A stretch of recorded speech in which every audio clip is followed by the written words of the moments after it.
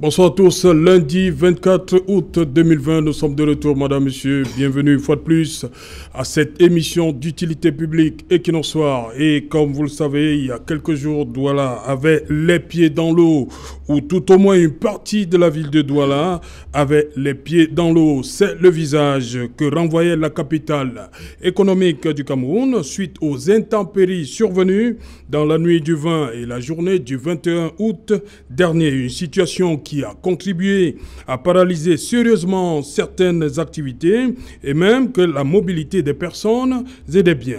Des inondations conséquences, d'après le maire de la ville, de ces fortes précipitations. Ajoutez à cela la sortie du fleuve Vouri de son lit.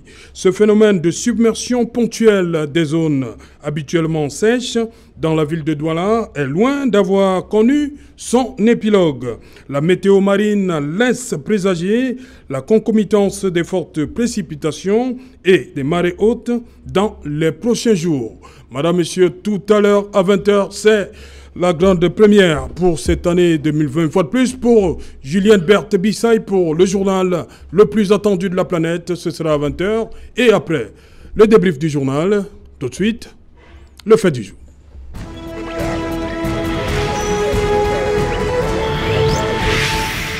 Inondation à Douala, comprendre ce phénomène, ma foi, très inquiétant. Pour en parler, nous avons invité en plateau ce soir Foting Zodjou. Aujourd'hui, c'est surtout la casquette d'agriculteur qui nous intéresse beaucoup plus. Vous le savez, il est militant du mouvement pour la renaissance du Cameroun. En face de lui, vous avez le docteur Patrick Rifoué. Il est communicant du Rassemblement démocratique du peuple camerounais et également enseignant de communication à l'université de Douala.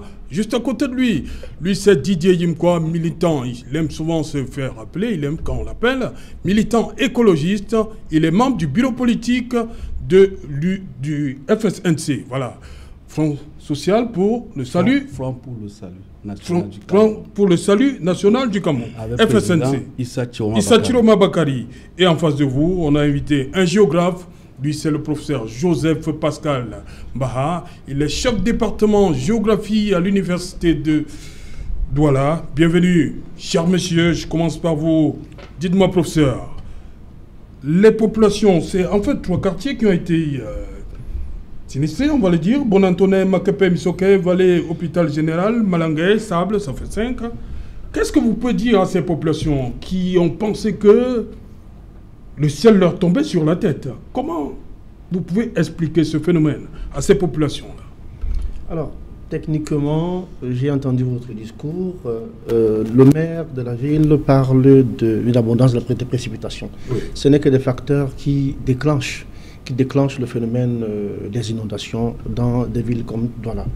Il y a des facteurs beaucoup plus lointains, oui, à l'échelle globale, qui renvoient beaucoup plus au phénomène de réchauffement climatique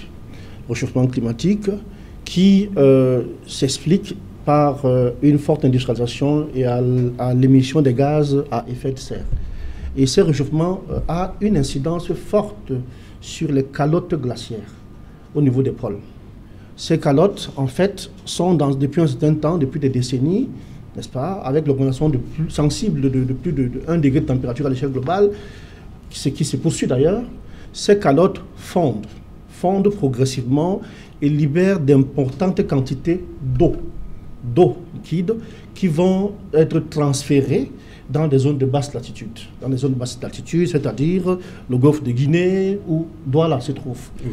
Et le stockage de cette eau liquide au niveau des bassins océaniques de basse latitude va nécessairement contribuer à une augmentation du niveau de la mer.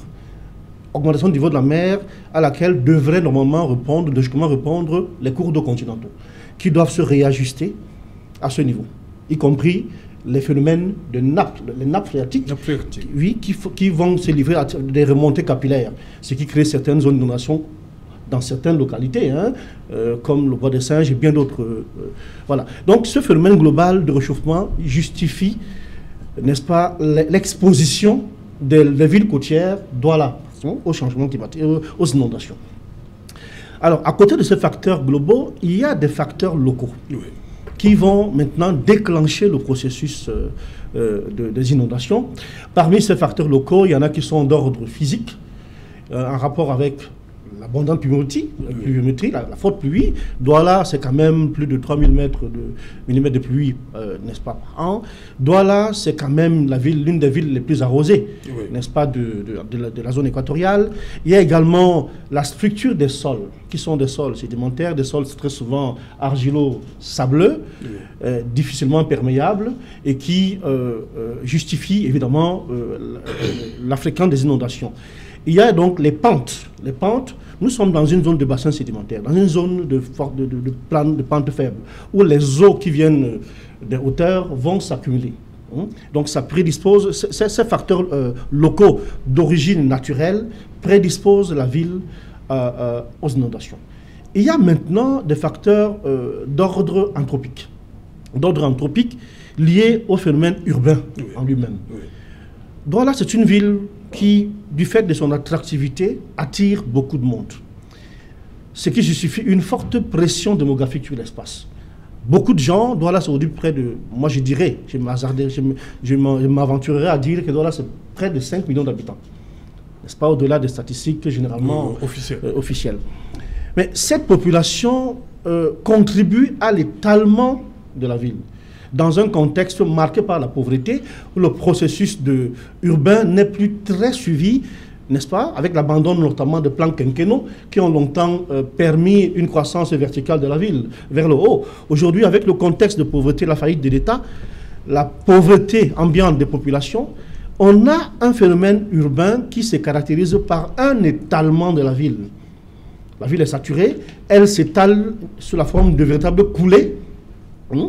Et cela va forcément, puisque ce phénomène d'urbanisation est également anarchique et très peu suivi par l'État, par les structures qui gèrent le phénomène urbain, cela va contribuer à l'occupation des zones à risque. Pas seulement les reins, mais aussi les zones de forte pente, les piémonts de plateau, ce qui va entraîner non seulement les éboulements qui vont avoir des risques, mais dans les zones, n'est-ce pas, dans les drains qui sont généralement désormais occupés par les populations, on assiste à des inondations. Donc ces inondations sont donc justifiées par la submersion des eaux dans des espaces qui sont en fait les leurs en réalité. L'homme est venu s'installer. Les inondations ont toujours existé. OK? Mais s'il y a du bruit autour aujourd'hui, c'est simplement parce que l'homme est présent dans les zones à risque, n'est-ce pas? Et c'est ça le vrai problème.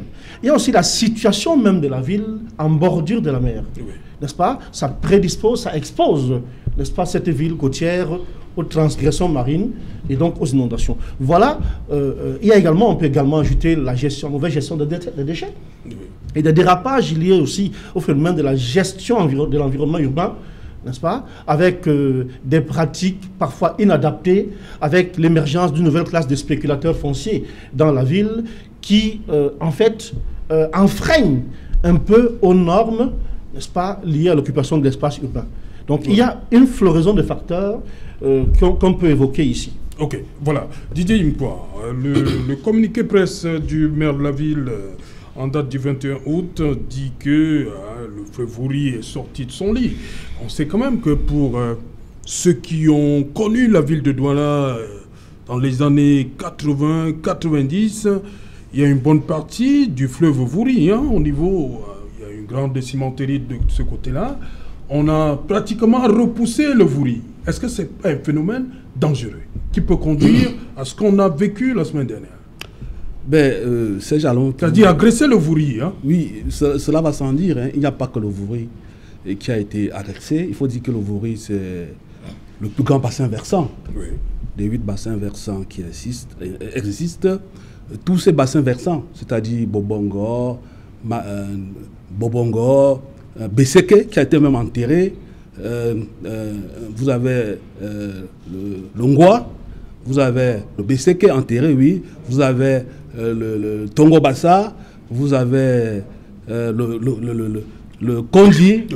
Vous avez, voilà autant de bassins versants qui ont été même transformés en poubelles aquatiques. Moi, je voudrais dire ceci, lorsque vous posez la question, même à un enfant du coin élémentaire 1, qui est doué de bon sens, il faut vous dire carrément que Je l'ai fait, hein. Un enfant m'a dit, papa, il y a les inondations parce que les gens, en marchant, mangent et balancent comme ça là, les bouteilles vides dans les caniveaux. Mais je voudrais présenter un peu un certain nombre d'indicateurs qui caractérisent la ville de Douala. Douala, c'est 42% d'établissements classés 1 et 2 du Cameroun. C'est à Douala avec 2 grandes zones industrielles. Douala, c'est 71% d'immobilier sans titre foncier. Douala, c'est 5,5 de taux de croissance démographique, 2 fois le taux de croissance démographique national. Douala, c'est 70% d'occupation anarchique des sols. Douala, c'est 18-24% de population qui n'ont pas accès à de l'eau potable. Douala, c'est 2500 tonnes de déchets ménagers solides. Vous avez à peu près 1500 qui sont enlevés par une entreprise que nous connaissons. Vous avez 500 tonnes abandonnées comme ça dans la nature. Douala, enfin, c'est 3090 milliards de PIB par an. Lorsque vous divisez cela par 360, vous êtes à peu près à 8 milliards 500 millions. Lorsque vous perdez 8 milliards 500 millions en un jour, si vous êtes quelqu'un de bien structuré, vous vous posez des questions. Que comment on peut perdre 8 milliards 500 millions en un jour parce qu'il a plu pendant 4 heures de temps. Vous savez que ce jour-là, Douala était paralysé. Vous devez vous poser des questions. Vous ne devez pas chercher à justifier les inondations de la ville de Douala parce qu'il y a les inondations à Paris ou à Washington, parce que cela relève de ce qu'on appelle, il y a un terme là, ça va venir, ça viendra. Mais voyez-vous, je me suis permis un certain nombre d'exercices pour comprendre exactement ce qui ne va pas, parce que depuis 2000, chaque mois d'août, il y a des inondations. Je me suis donné à faire un petit exercice, et si vous permettez, je peux vous rendre cette copie. Voyez-vous, en 1992, après le sommet de Rio, le Cameroun a ratifié 3 grandes conventions, parmi lesquelles la Convention cadre sur les changements climatiques.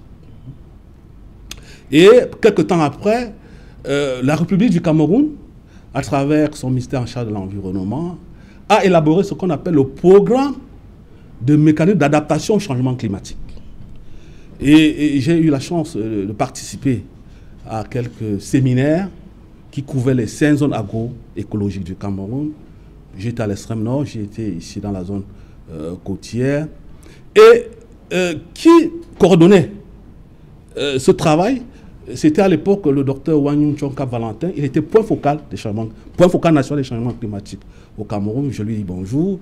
Et ce travail a été fait avec la collaboration du professeur Normo, que le professeur peut bien le connaître. C'est l'un des meilleurs climatologues au Cameroun. Et dans ce programme, c'est un outil stratégique qui existe. Monsieur Salifak, pardon. Même si vous allez sur Google, vous allez trouver ce document. L'une des résolutions phares, c'est que chaque collectivité territoriale décentralisée devait élaborer son plan local de mécanisme d'adaptation au changement climatique. J'ai eu comme ça à regarder un certain nombre de plans communaux de développement. Je me suis rendu compte que vous n'y trouverez jamais le changement climatique. Mais quelque part, il y a quand même quelque chose. On vous dit dans les PCD que si vous avez des projets qui relèvent du PIB, des projets d'investissement prioritaires, vous devrez intégrer l'analyse socio-environnementale. Quand je me regarde aujourd'hui, je me pose assez de questions. Comment nous sommes arrivés à ce niveau, à gérer ces eaux? Qu'est-ce qui s'est passé? Donc, il y a eu des manquements quelque part. Il faut poser la question, il y a eu des manquements quelque part. Il ne faut pas regarder cela avec les glaces de politiciens, partisans. Il faut regarder cela avec beaucoup de rigueur. Pourquoi? Parce que, vous savez, les phénomènes ou bien les facteurs qui entraînent les inondations, comme l'a si bien dit le professeur, c'est une conjonction de beaucoup de choses. C'est des pulses. Donc vous ne pouvez pas écarter soit la corruption, la collusion. Quand quelqu'un peut bâtir tout un complexe universitaire dans un drain, le drain de Tongo Bassa, à 8 milliards de francs, Il faut vous poser des questions. Quand vous regardez les routes s'affaisser, il faut vous poser des questions par rapport à l'empreinte écologique. Qu'est-ce qui ne va pas? Nous sommes 3 millions, c'est le chiffre officiel.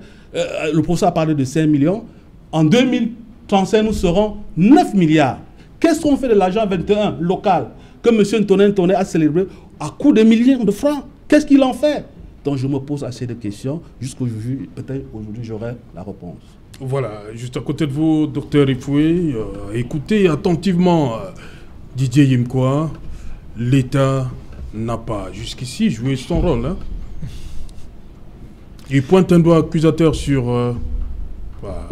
Écoutez, je pense que, comme le disait Deng Xiaoping, le seul critère de vérité, c'est la pratique. La pratique. En la matière, le 3 août 2000, il y a des pluies torrentielles à Douala, nous avons 21 morts. Oui. 20 ans plus tard, j'ai envie de vous poser la question. Vous voulez savoir s'il y a eu des morts? Avons-nous enregistré aujourd'hui? Parce que ça donne un indicateur pertinent sur l'efficacité ou non de l'action de l'État. Et j'ai la faiblesse de croire que l'État a joué son rôle. Parce que les politiques publiques qui sont mises en œuvre ne visent pas à empêcher que les inondations surviennent. Le professeur Baha l'a suffisamment bien expliqué. Il s'agit de gérer les inondations pour faire en sorte qu'il y ait le moins de dégâts possible. Et en la matière, ce qui compte, ce ne sont pas les dégâts matériels, c'est le nombre de vies humaines que vous arrivez à préserver lorsque ces phénomènes surviennent. Parce que, comme on dit, le matériel, on peut toujours le reconstruire. Mais une vie humaine perdue, vous ne la récupérerez jamais. Ce que j'ai vu sur le terrain, ce sont des responsables qui étaient mobilisés. Ce que j'ai vu sur le terrain, ce sont des responsables qui étaient auprès des populations. J'ai vu en divers points de la ville les sapeurs-pompiers qui étaient mobilisés. J'ai également vu les populations qui étaient mobilisées pour porter secours à leurs voisins en accompagnant l'action de l'État. C'est ce que moi je veux retenir de ce moment-là. Il ne s'agit pas ici de dire que l'action de l'État va permettre de résorber de manière totale les inondations, non. Je voudrais dire à mon ami Didier, mais sur la question du changement climatique, les États sont en total désaccord aujourd'hui. Hein. Oui, on dit qu'il faut lutter contre le changement climatique. Mais on a bien vu, pollueurs ne s'entendent pas. Voilà, on a bien vu en France que les États-Unis n'ont pas signé, que la Chine a re-signé. Mais un petit pays comme le Cameroun, on veut nous imposer ces instruments-là. Non, tu peux m'accorder juste une seconde, docteur. Ok. Oui, l'homme passe ses activités. Le professeur parlait tout à l'heure des effets anthropiques. L'homme aujourd'hui ne peut pas modifier les fortes précipitations. Mais c'est clair que, on l'a vu lors de la COP21 à Paris, l'une des résolutions phares de l'accord de Paris, c'est que c'est l'homme à 90% qui est à l'origine des phénomènes de changement climatique. Puisque l'homme ne peut pas modifier les fortes précipitations qui génèrent les inondations, mais l'homme doit s'adapter. Or, on sait très bien, le président de la République avait pris des résolutions, un certain nombre d'engagements en décembre 2015 à la veille de la COP 21.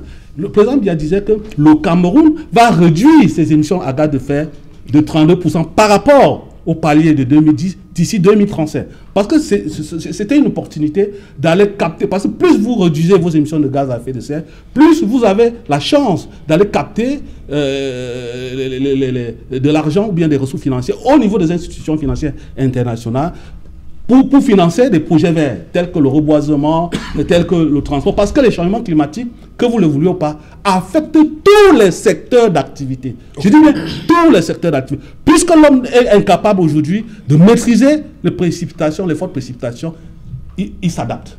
C'est pour ça qu'on parle des programmes d'adaptation, on parle de programmes de mécanismes d'adaptation au changement climatique. C'est un document qui existe, qui a été élaboré sous la conduite de M. Elepierre, qui est membre du RDPC. Merci donc, Didier. Vous permettez donc à Dr Ifoué d'aller jusqu'au bout. Lorsque vous avez une situation comme celle-là, ce qui importe, c'est de voir la qualité de la réponse. Oui. Est-ce que nous avons... La riposte peut-être. Voilà. La qualité de la réponse c'est la riposte. Oui. Est-ce que le gouvernement s'est suffisamment mobilisé pour apporter de l'aide aux populations qui sont fragilisées?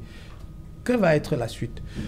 Il y a un premier volet qui est un volet de sensibilisation, parce que vous avez des populations qui occupent ces zones-là, il faut les former, il faut les habituer à faire face à ces situations, parce que ce qui arrive souvent, c'est que lorsque vous avez une montée des eaux, lorsque vous faites face à un risque de manière globale, bon, vous cessez de réfléchir de manière rationnelle. Donc, il faut que vous ayez une checklist pour savoir exactement quel est le comportement que vous devez adopter. Justement. Pour ne pas vous mettre en danger, pour ne pas mettre la vie de vos proches en danger. Il y a un volet sensibilisation. Je crois que le volet sensibilisation a souvent été pris en charge par la direction de la sécurité, de la protection civile, qui est venue à Douala plusieurs fois, qui s'est déployé dans les zones à risque pour faire de la sensibilisation. Donc, ce que moi je veux dire très simplement, c'est qu'aujourd'hui, au regard du bilan que nous pouvons faire, on voit bien qu'il y a une robustesse de l'action du gouvernement et il convient de le saluer. Ce qui ne signifie pas que l'action est parfaite.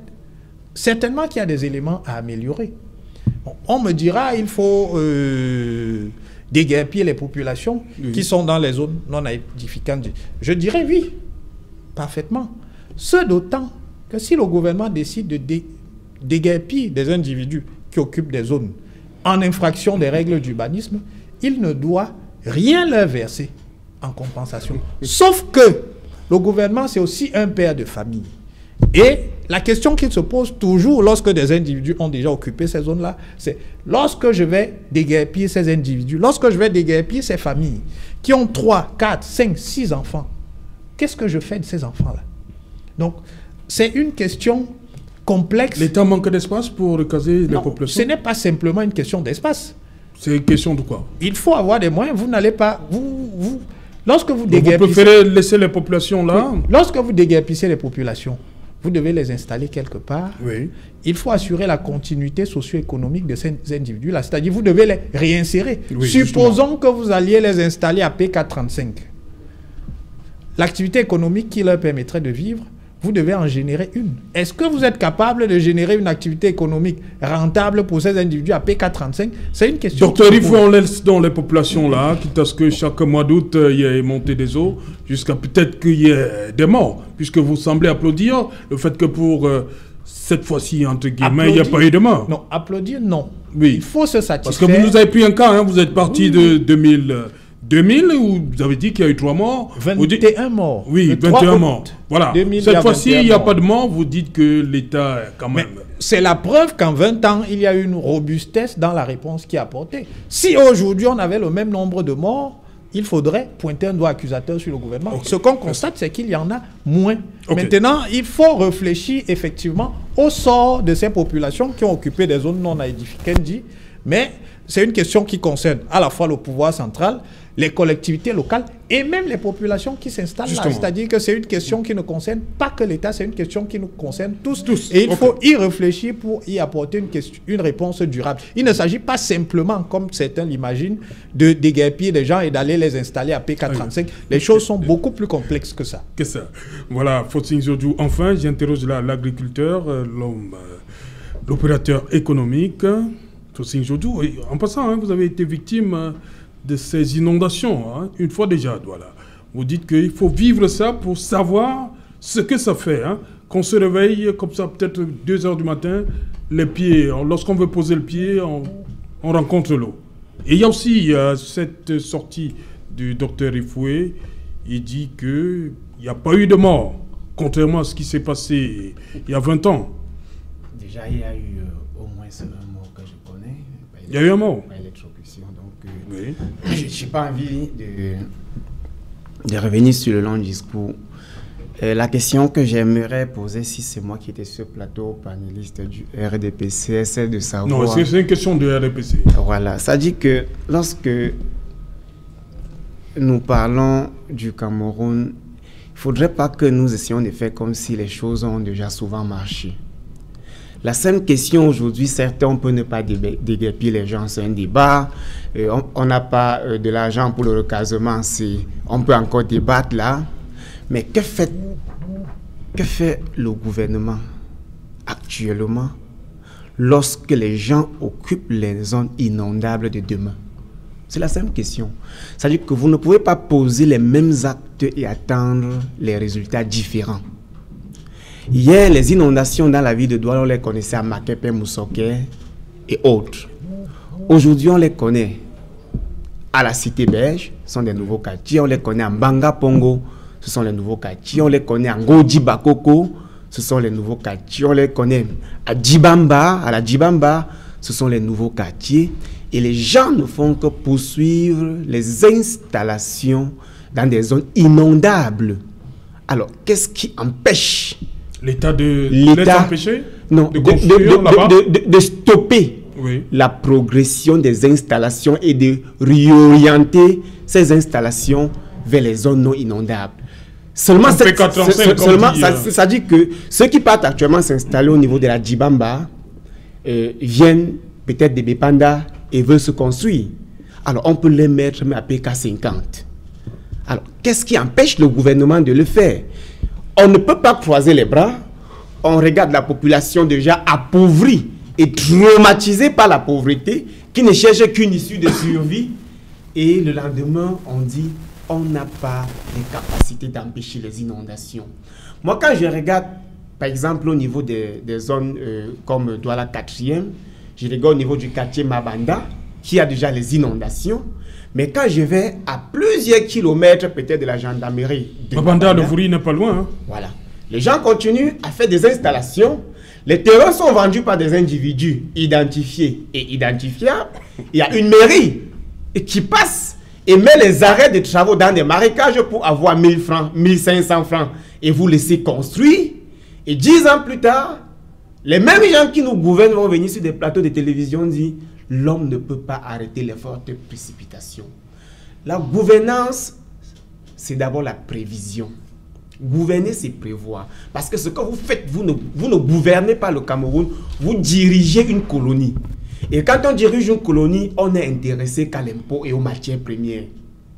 Parce qu'il s'agit d'une politique globale environnementale. Ce n'est pas seulement une affaire d'inondation.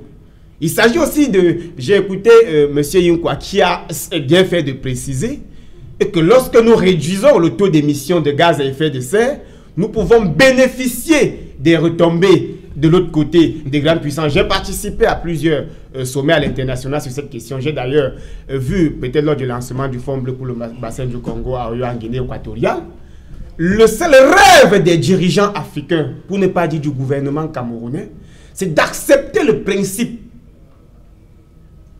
de réduction de la production de gaz à effet de serre pour bénéficier des retombées. Oui. Uniquement. Alors, que faisons nous-mêmes des retombées puisque ça finit toujours par arriver? Aucun gouvernement ne peut dire n'avoir pas reçu le projet vert. Est-ce que les forêts qu'on coupe, on reboise? Dieu a mis les arbres, ça suffit, on coupe, on coupe. Et d'ici 50 ans, si les mêmes gens dirigent, ils vont vous dire, nous n'avons pas les possibilités de recaser la population. Okay. On ne peut pas gouverner les hommes comme si la vie allait s'arrêter après nous. La gouvernance, telle que je sais, c'est regarder dans 50 ans. Les gens qui s'installent aujourd'hui sur le Vouri, et quand vous le voyez s'installer, vous venez marquer là sur le mur, arrêt des travaux, ils donnent des pots devant, vous les laissez installer des logements, vous revenez 3 ans plus tard, dire, si on les déguerpit, on va les recaser où? Est-ce qu'on peut les resocialiser? Est-ce que, mais quand ils viennent, le rôle du gouvernement, parce que les gens peuvent vivre dans l'anarchie. Si on accepte appartenir à un État, c'est parce qu'il y a une structuration. Il y a des lois qui nous permettent d'abord de nous protéger, parce qu'on peut vivre sans gouvernement. D'ailleurs, avant la colonisation, on a connu des peuples dans ces pays qui vivaient sans gouvernement. Ils étaient en forêt, ils allaient à la chasse, ils mangeaient et c'était tout.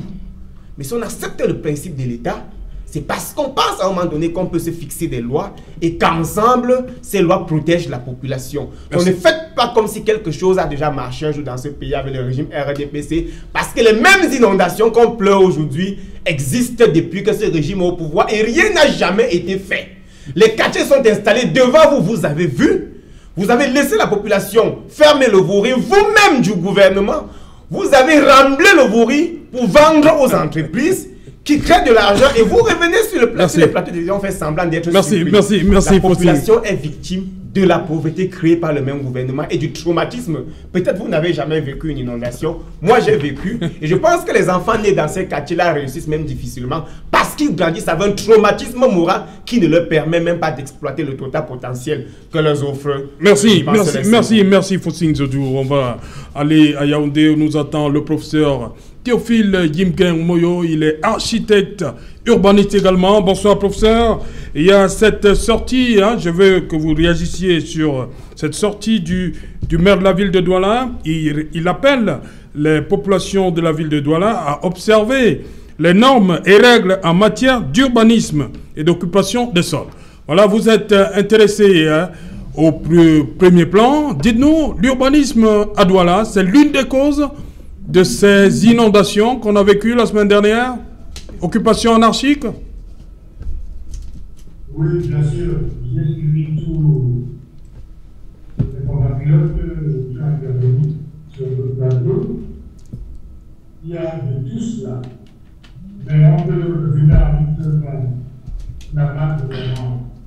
Il y a le régime de tout ce que nous voulons.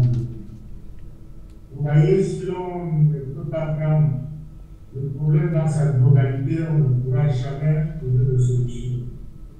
Pourquoi les gens quittent les campagnes pour les zones rurales pour aller en ville? Pourquoi en ville, les gens ne peuvent pas s'installer comme ils le veulent? Pourquoi est-ce que les documents de planification urbaine qui sont élaborés ne sont jamais respectés? On ne respecte jamais les documents de la vie. Cela n'est pas le fait seulement des populations qui sont désœuvrées, qui sont pauvres, tout souvent le fait de l'administration même. Vous savez, les zones marécageuses, ce sont des zones qui, à l'époque coloniale, étaient des zones non industrielles.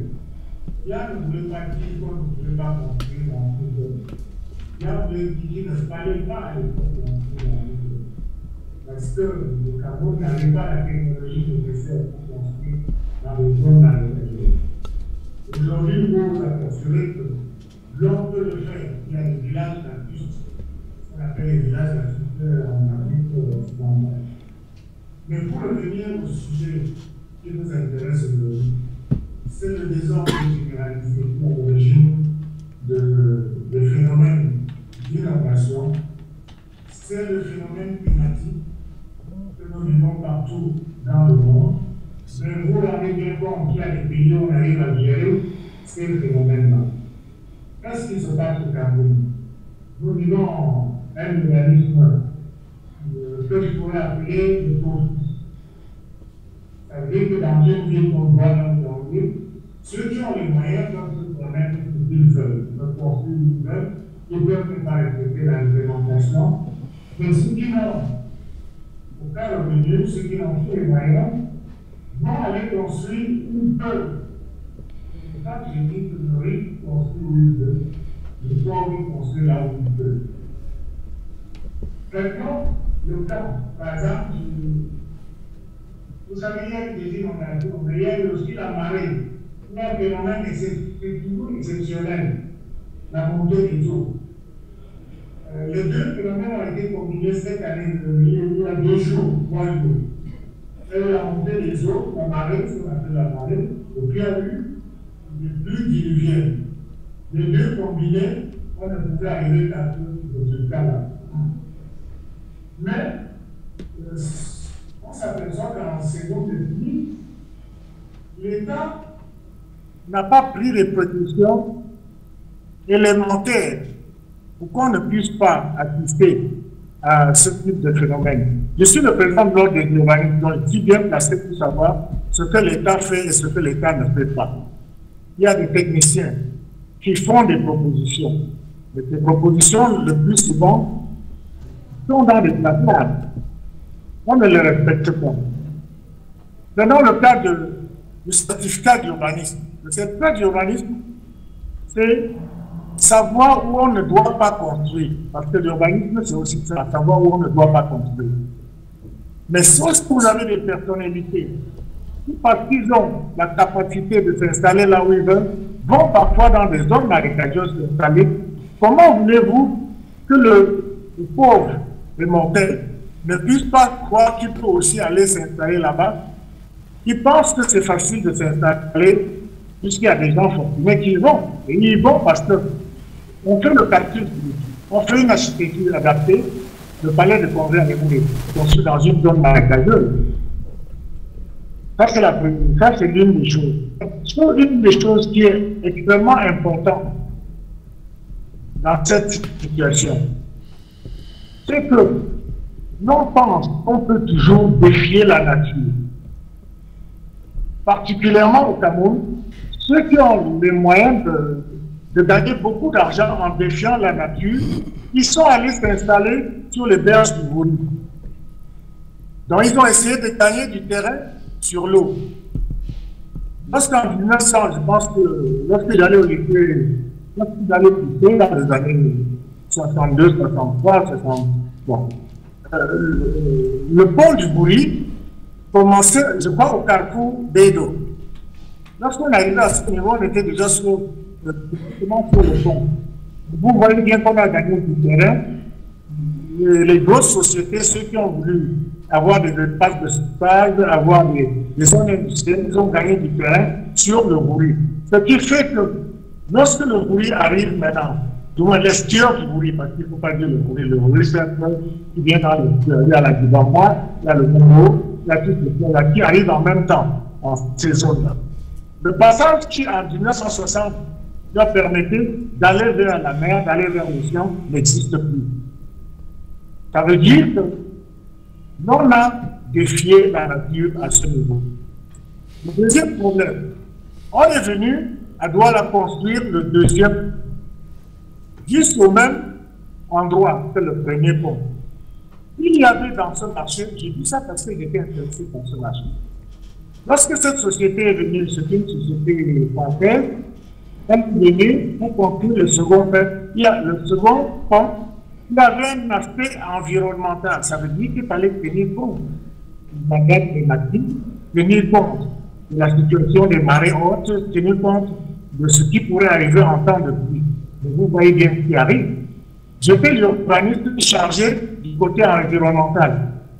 Mais lorsqu'ils ont gagné le marché, avec mes références, ils n'ont plus fait appel à moi. Ce qui fait que ce côté-là n'a pas été pris en considération. Et vous voyez là, ce qui arrive aujourd'hui. Il y a de l'eau à ce niveau-là. Toute la zone du port est inondée. Il y a 3 ans, lorsque la zone de Bonanjo était inondée, je leur ai dit, j'ai dit au pouvoir public, faites attention. L'aéroport de Douala sera un jour inondé. On n'a pas essayé de savoir pourquoi. Vous voyez, lorsqu'on part de Bonanjo vers l'aéroport, il y a toute la zone qui se trouve à droite, qui était une zone de mangrove.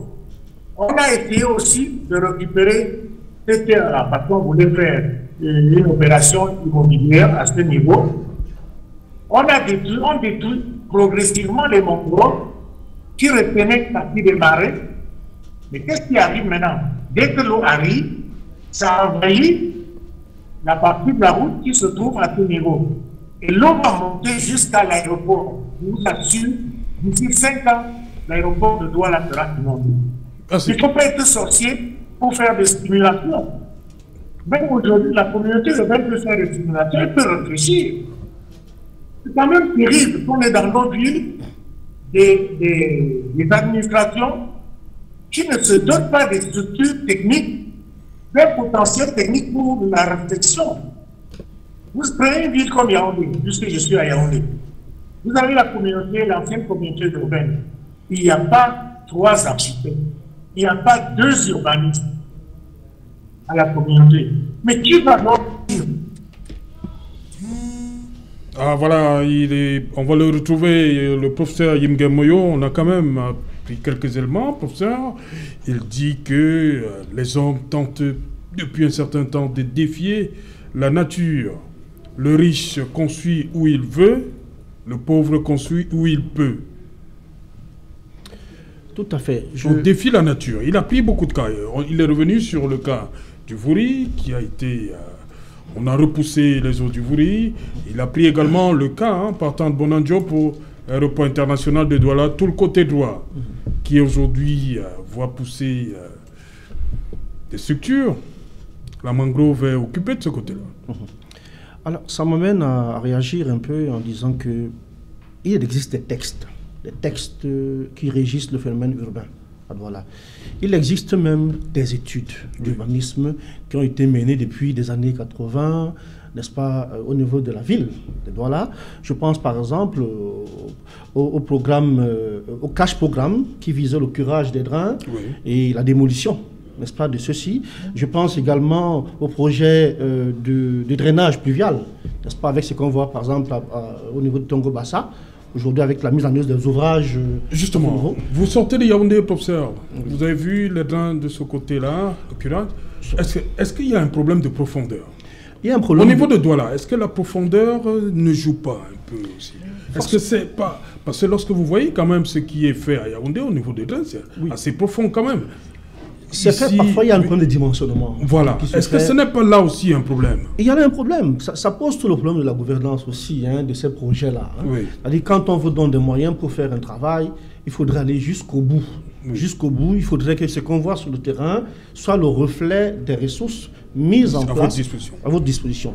Mais parfois, il se glisse des pratiques et des logiques d'acteurs dans le phénomène de la gouvernance qui trahissent un peu certaines choses. Mais ce que je voulais dire, c'est qu'il existe bel et bien des études d'urbanisme qui ont été menées. On a parlé des plans d'occupation du sol, on a même parlé des agendas 21, on a parlé des City Development Strategy au niveau de la communauté urbaine. Il y a eu des projets, n'est-ce pas? Le plus récent, c'est Douala Ville Durable qui fonctionne en ce moment. Mais vraiment, la question se pose, qu'on devrait se poser, c'est pourquoi, malgré tout ce qui a été fait, les résultats ne suivent pas. Je ne parle pas de résultats en termes de fin des inondations. Les inondations seront toujours là. Nous devons nous adapter. Ça, c'est clair. Oui, les inondations seront... Il faut m'expliquer, s'il vous plaît. Les inondations seront toujours là. OK? Alors, des choses ont été faites. Il y a aussi une réponse globale. Avec la ratification des différentes conventions internationales, il était question d'impulser la politique de réduction, n'est-ce pas? Donc, agir sur les causes du changement climatique. Mais il y a un problème qui s'est posé en termes de financement, mais aussi en termes de cohésion au niveau des pays riches qui ne parviennent pas à s'entendre sur la question. Il y a à l'échelle nationale des choses qui ont été faites aussi, avec la mise en place, n'est-ce pas, de l'Observatoire national des changements climatiques, n'est-ce pas? On a parlé tout à l'heure de la division de la protection civile. Ça, c'est des choses qui ont été faites. Au plan local, j'ai parlé de toutes ces études urbaines, mais il existe également à côté de ça des textes d'urbanisme qui se heurtent parfois à une certaine forme d'inobservance de la part des populations elles-mêmes qui peinent à s'adapter, mais aussi de la part des acteurs institutionnels au niveau de la collectivité territoriale qui laissent faire un certain nombre de choses. Quand on construit une ville, il faut utiliser la théorie de l'équerre en général. Les grandes villes qui ne sont peut-être pas à l'abri des inondations, mais où le phénomène est quand même plus ou moins maîtrisé, ont utilisé beaucoup de rigueur pour construire leur ville. Quand on dit construire à l'équerre, c'est le symbole de la rigueur. Cela devrait dire quoi? Ça montre que quand on dit les drains ne devraient pas être occupés, il ne faudrait pas qu'ils soient simplement destinés à une certaine classe sociale, une certaine catégorie de population. On devrait frapper tout le monde, tous ceux qui s'hasardent à occuper ces trains, quelle que soit la classe sociale, quel que soit le niveau de pouvoir que l'on a, ou quelle que soit l'influence politico-administrative qu'on a. Donc l'échec de cette politique de lutte, c'est parfois lié à se laisser aller, n'est-ce pas, à se laisser aller de la part de ceux qui sont chargés de monitorer, n'est-ce pas, ce processus, n'est-ce pas, qui représente la lutte contre les inondations à Douala. Voilà, Didier Imko, au-delà des causes anthropiques, comme m'a dit également le professeur Yingem Moyo, il y a toujours cette conjonction de facteurs, précipitation forte et marée haute. On ne peut pas éviter les inondations. Non, je n'aime pas ce genre de réaction qui relève... je ne le dis pas peut-être d'une vacuité anxiologique, je n'aime pas ce genre de réaction pour justifier les inondations de Douala. On parle des inondations à Washington, Non, nous pouvons aussi, on peut copier sur nous. Vous voyez, pendant mes humanités à l'école primaire, à l'école publique groupe de Baranté, j'ai eu un instituteur au cours moins 2. Il me disait, il m'avait enseigné à l'époque, je ne peux pas l'oublier, que l'eau est le plus grand facteur, le plus grand destructeur de la nature. Mais aujourd'hui, vieillissant, je me rends compte que l'eau est plutôt le reflet ou le miroir du déni de planification, du déni de prévention, du déni de la prévision. L'eau ne manque pas. Je dirais plus loin, pour ne pas être barbare, que l'eau, parce que lorsque vous avez des inondations de telle envergure, de telle ampleur, quelque part, il faut gérer les actes manqués. Vous comprenez? C'est que quelque part, parce que les qualiticiens vous le diront, hein, ils vous diront que les inondations, c'est la non-qualité. Ici, il s'agit, notre programme national ou bien le programme local, s'il existe, des mécanismes d'adaptation au changement climatique, ce n'est pas de réduire l'eau, d'assécher Douala. Douala, c'est une ville d'eau, et c'est même une chance. Bien sûr. En 2007, j'ai eu cette opportunité de travailler sur les bassins versants, que je peux parler aujourd'hui avec autorité, parce que c'était avec une ONG canadienne. Et il y a un Indien dans le groupe qui me disait que, mais Yimkwa, vous avez la chance d'avoir une ville arrosée. Et nous avions à l'époque interviewé un patriarche à PK8 qui me disait que, mais, à leur époque, les années 1940, il pouvait aller oui, il pouvait aller de Saint-Thomas à Yabassi en naviguant par la pirogue. Donc on aurait pu, si nous étions proactifs, on aurait pu valoriser le transport fluvial et qu'on aurait gagné peut-être 1 point sur la croissance démographique. Mais on ne l'a pas fait. Donc, je voulais dire ceci, vous voyez, il faut, lorsqu'on perd 8 milliards 500 millions de francs par jour, parce qu'on a eu les eaux, 4 heures de temps. Non, il faut se poser des questions. Le docteur Rifi a dit quelque chose là. Moi je ne peux pas dire que lorsqu'il y a effondrement de la route, une partie de la route à Bokom, nous sommes là vers l'aéroport, on ne peut pas dire qu'il n'y a pas de perte.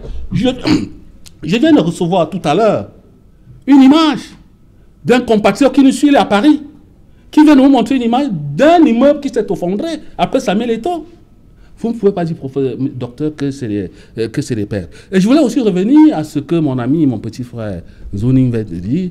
Je suis très bien sa liturgie. Il représente un tableau apocalyptique du Cameroun. Oui, il est dans son rôle. Hein. Mais il faut faire attention de dire des non-vérités. Lorsqu'il dit, par exemple, qu'on coupe les bois sans les reboiser, je voulais lui dire que s'il était au courant, par exemple, d'un certain nombre de programmes, tels que RED+, réduction des émissions liées à la déforestation et à la dégradation du sol. S'il était au courant, par exemple, du programme sectoriel forêt-environnement, il comprendrait très vite que vous ne pouvez pas vendre du bois d'œuvre à l'extérieur si vous n'avez pas, quand même, si vous ne maîtrisez pas la traçabilité.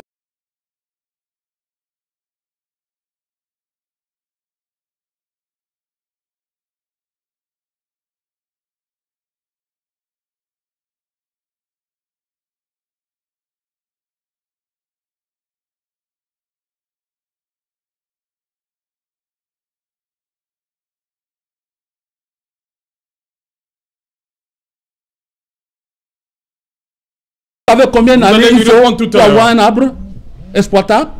Vous avez reboisé avant. Vous croyez que c'est la fougère? On a reboisé cette forêt avant. Vous croyez que c'est la fougère? Vous croyez qu'un arbre de 30 mètres de mètres, c'est la fougère? Moi, j'ai quand même travaillé à Afrique. Non, il faut faire attention.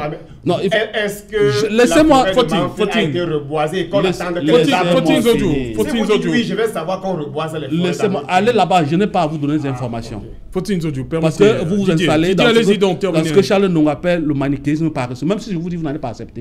Vous allez refuser. Vous allez rejeter. Allez-y rapidement, Didier. Je disais donc qu'il n'a pas du reboisement. Je lui dis non, qu'il aille se renseigner au ministère de la Forêt et de la Faune. On va lui parler par exemple du PSFE, on va lui parler du RED+, parce que le Cameroun appartient au bassin du Congo, ça fait à peu près 350 millions d'habitants qui vivent des services écologiques générés par ces forêts-là. Donc ça nous bloque. Et c'est le deuxième poumon vert, monsieur. Maintenant, vous avez dit que, comme votre ami, vous avez un camarade qui est passé ici, qui a sorti comme ça là, que le Cameroun ne connaît pas ses essences. Mais il faut faire attention. Renseignez-vous. Les essences de voix qui a... Oui, que le Cameroun ne connaît pas. Est-ce que j'ai dit ça ici? C'était votre camarade. Et vous êtes dans la même lancée. Non, vous jugez ma... Allez vous renseigner. De partir sur moi. Mais vous avez la même, vous avez les mêmes ADN. Vous faites la langue de bois là où vous avez les mêmes ADN. Vous vous comportez de la même manière. Allez vous renseigner. Que la forêt de Manfait a été reboisée. Allez vous renseigner. Allez vous renseigner. Je vous en prie. Les forêts du Nord ont été reboisées. Je vais parler. Allez vous renseigner. Comment il peut prendre un débat qui est passé sur ce plateau? Il dit que j'ai dit, et quand je dis non, il dit vous dites la même chose. Alors, allez vous renseigner au niveau de la direction des inventaires et la préservation. Non, je suis juste. Vous comprenez, ce n'est pas un problème de FSNC. Ça résiste. Et je vous répète qu'un arbre de 30 mètres de diamètre prêt à être coupé n'est pas une fourgère. Voilà, Patrick Rifoué, sur cette sortie du... Didier quoi. Bon, il faut être sérieux. Je crois que j'ai entendu Zodio Fotsing prétendre que rien ne marche dans ce pays. Je vous suggère de ne pas confondre le Cameroun et le MRC. Je suppose que vous êtes arrivé ici en volant. Auquel cas, il faut montrer vos ailes aux téléspectateurs, puisque rien ne marche. Si rien ne marche, vous volez certainement. Le problème, il faut le dire pour revenir au sujet, le problème, ce sont les conséquences des inondations. Ce ne sont pas les inondations en elles-mêmes. Parce que c'est un phénomène que vous ne pouvez pas prévenir, que vous ne pouvez pas empêcher. S'il vous plaît, vous me laissez développer. Ce qu'il s'agit de faire, et c'est ça la responsabilité du gouvernement, c'est de circonscrire les conséquences des inondations. Et je dis, la première vulnérabilité, ce sont les vies humaines. Oui. Didier a parlé des immeubles qui se sont effondrés. On le regrette tous. Didier a parlé du ralentissement de l'économie. Mais j'ai envie de lui dire, il n'aime pas les comparaisons, qu'il y a 2 mois, à Abidjan, il y a eu 27 morts. Voilà. À titre de comparaison, vous ne comparerez jamais 50 immeubles aux 27 vies humaines que les Ivoiriens ont perdues. Et moi, je dis, aujourd'hui, au regard de la réponse qui a été apportée face à cette situation, la réponse a été robuste. Et lorsque l'on compare la réponse en 2020 aux réponses les années précédentes, ce qu'on constate, c'est qu'il y a une amélioration. Tout n'est pas parfait, ça c'est clair. Et les contributions ici pointent en fait les points d'amélioration. Mais il faut commencer par reconnaître qu'il y a une évolution si on se remet dans les années précédentes où les inondations de manière systématique faisaient des morts dans cette ville. Vous n'avez pas le monopole de l'expérience de l'inondation, hein, rassurez-vous. Et expérimenter l'inondation ne vous donne pas la compétence pour parler de ce phénomène, de ses causes et de ses conséquences. Parce que votre analyse est une analyse qui se limite simplement aux facteurs locaux. Mais il y a des facteurs globaux sur lesquels le Cameroun ne peut rien. Parce que le réchauffement climatique dont vous parliez, le Cameroun contribue à combien? Même pas 1%. Les États-Unis seuls, c'est 13% des gaz à effet de serre. Donc, si jamais le Cameroun réduisait même sa production de gaz à effet de serre, ça n'aurait pas d'effet sur la situation globale, et ce n'est pas en limitant la production de nos gaz à effet de serre qu'on va mettre fin à la fonte de la calotte glaciaire. Voilà, merci Dr Rifoué, merci à vous tous. Elle est là, le visage est rayonnant, elle est là. Julienne Berthe Bissaï pour conduire le 20h le plus attendu de la planète pour cette période. Bonsoir Julienne Berthe. Serge Alonto. Voilà, Julien Berthe, 3 titres essentiels pour vous dans ce journal goupillé par l'ensemble équipe rédactionnelle Equinox Télévision. Qu'est-ce qu'il y a donc au menu ce soir? Vous l'avez dit, Serge Alonto, ce soir, nous verrons l'ensemble des dégâts des inondations causées sur les infrastructures routières, Douala, Yaoundé, Bafoussam, Douala. Des pans entiers de la chaussée ont cédé sous la pression des pluies tombées le week-end dernier. Et toujours dans l'actualité nationale, ce braquage dans une microfinance à Bamenda, c'est au nord-ouest Cameroun, où une importante somme d'argent a été emportée. L'on s'interroge entre voleurs ordinaires et séparatistes. L'on s'interroge bien évidemment sur l'identité des auteurs de ces actes ou de ce braquage-là. Et sans transition à l'étranger, au Mali, les intimidations de la CEDEAO ne font pas peur à la junte au pouvoir. Les nouveaux hommes forts du Mali optent pour une transition de 3 ans avec à la tête des militaires. Serge Anout. Voilà, dans un instant, le 20h de Julien Berthe Bissaï. Tous ces éléments seront développés avec le concours de toutes les équipes rédactionnelles Equinox Télévision, éparpillées à travers le monde, on va le dire comme ça, pour le 20h le plus attendu de la planète. Madame, Monsieur, dans un instant, c'est avec Julien Berthe Bissaï.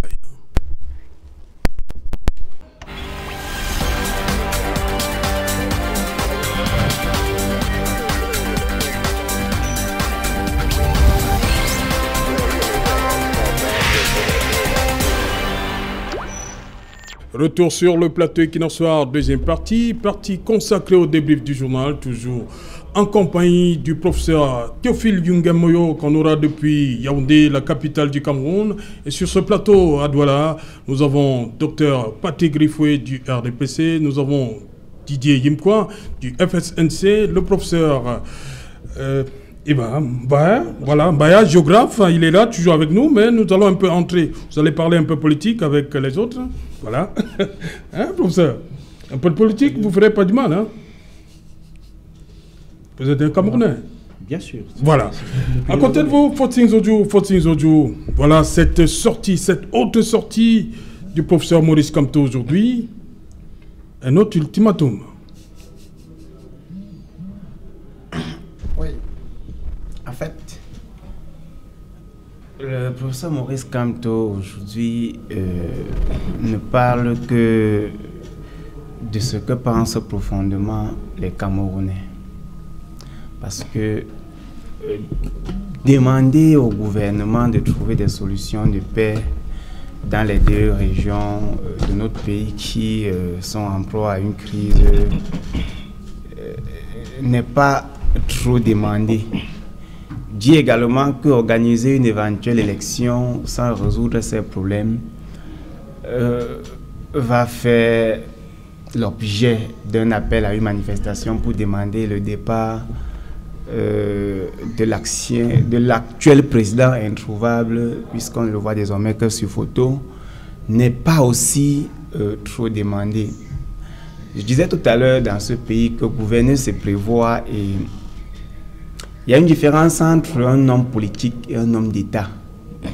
Parce qu'un homme politique se bat pour conserver le pouvoir, pour avoir le pouvoir, pour jongler le peuple, pour tromper le peuple. Mais un homme d'État se bat pour gouverner. Un homme d'État se bat pour régler les problèmes du pays. Un homme d'État se bat pour que le pays se porte bien. Alors, les élections aujourd'hui sont devenues pour l'actuel régime avec son président introuvable comme l'unique, je dirais, levier de justificatif de l'exercice du pouvoir. C'est-à-dire que c'est comme si au Cameroun désormais, si on n'organise pas une élection, ça veut dire que le gouvernement n'existe pas. Nous l'avons dit avant les élections locales, municipales et législatives, je veux dire, que nous ne pouvions pas partir à cette élection, sachant que de l'autre côté, du nord-ouest et du sud-ouest, on a des familles et nous avons vécu il y a de cela une semaine des scènes de décapitation qui ne pouvaient pas laisser indifférent un Camerounais. Et ces scènes de décapitation, d'où qu'elles viennent, ne devraient pas nous rendre insensibles.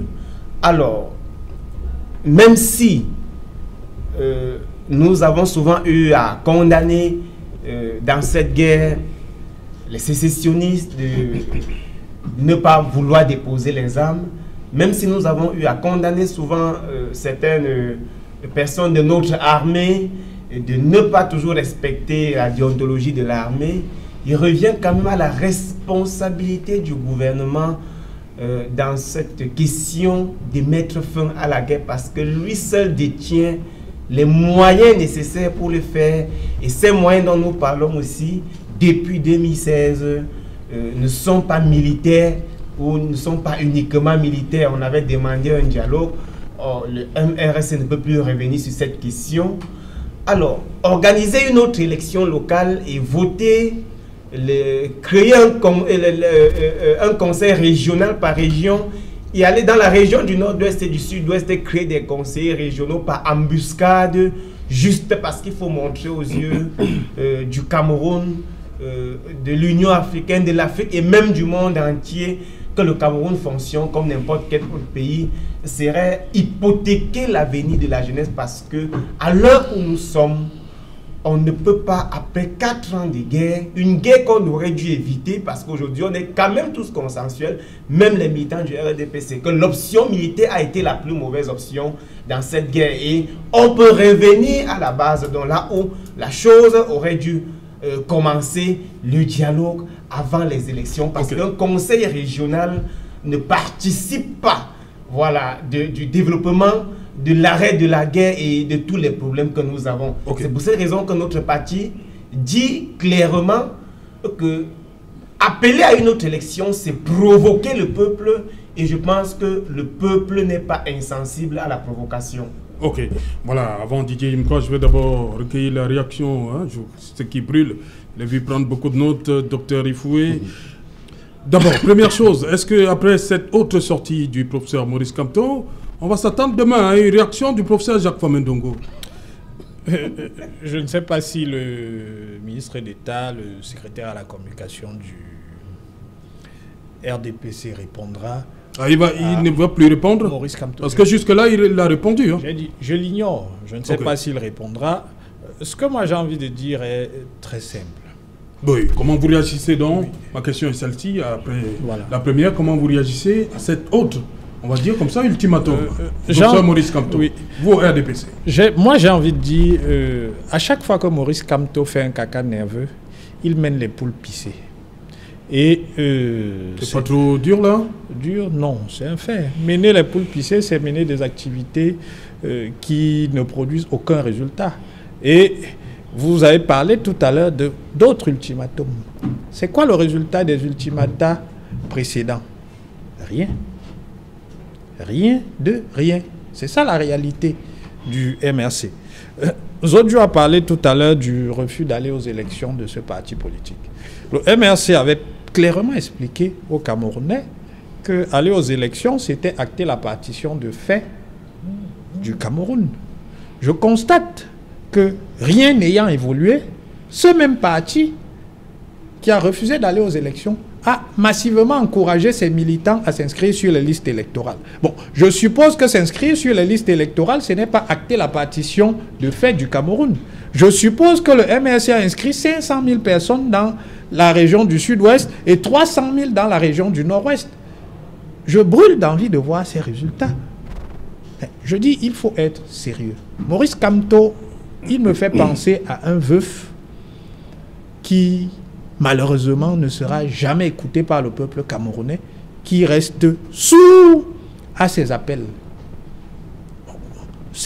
C'est dommage. C'est typique du dépit amoureux. C'est-à-dire, vous avez quelqu'un qui brûle pour vous, mais en face, vous êtes totalement insensible. Mais les Camerounais ne s'intéressent pas aux déclarations de M. Kamto.